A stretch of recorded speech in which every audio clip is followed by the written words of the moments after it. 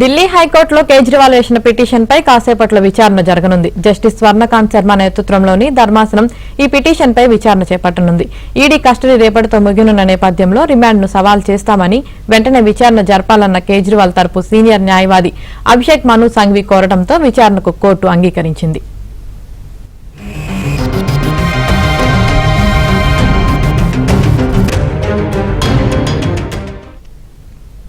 Supplementary జాబితాను పూర్తి చేసిన తర్వాత కేజ్రీవాల్ అభ్యర్థనను వింటామని కోర్టు వెల్లడించింది. తన అరెస్టు, ఈడీ రిమాండ్పై ట్రయల్ కోర్టు ఇచ్చిన తీర్పును సవాల్ చేస్తూ కేజ్రీవాల్ ఢిల్లీ హైకోర్టును ఆశ్రయించారు.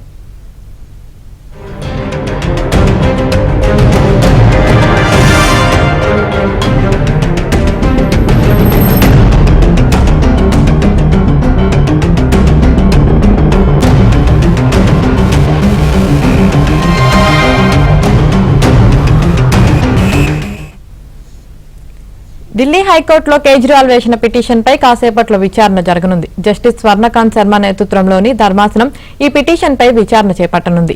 ఈడీ కస్టడీ రేపటితో ముగియనున్న నేపథ్యంలో రిమాండ్ను సవాల్ చేస్తామని వెంటనే విచారణ జరపాలన్న కేజ్రీవాల్ తరపు సీనియర్ న్యాయవాది అభిషేక్ మను సంఘవి కోరడంతో విచారణకు కోర్టు అంగీకరించింది.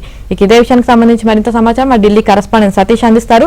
సతీష్, చెప్పండి, కేజ్రీవాల్ వేసిన పిటిషన్పై కాసేపట్లో హైకోర్టులో విచారణ జరగనుంది. దీనికి సంబంధించి మీ దగ్గర పూర్తి అప్డేట్స్ ఏంటి? ఇవాళ ఢిల్లీ హైకోర్టులో సీఎం కేజ్రీవాల్ పిటిషన్ పై మరి కాసేపట్లో విచారణ చేపట్టబోతున్నారు. తన అరెస్టు ప్లస్ ఈడీ రిమాండ్ ను సవాల్ చేస్తూ ఢిల్లీ హైకోర్టును ఇటీవల కేజ్రీవాల్ కి సంబంధించిన న్యాయవాదులు ఆశ్రయించారు. కేజ్రీవాల్ పిటిషన్ పై జస్టిస్ స్వర్ణకాంత్ శర్మ ధర్మాసనం ముందు మరి కాసేపట్లో విచారణ కాబోతుంది.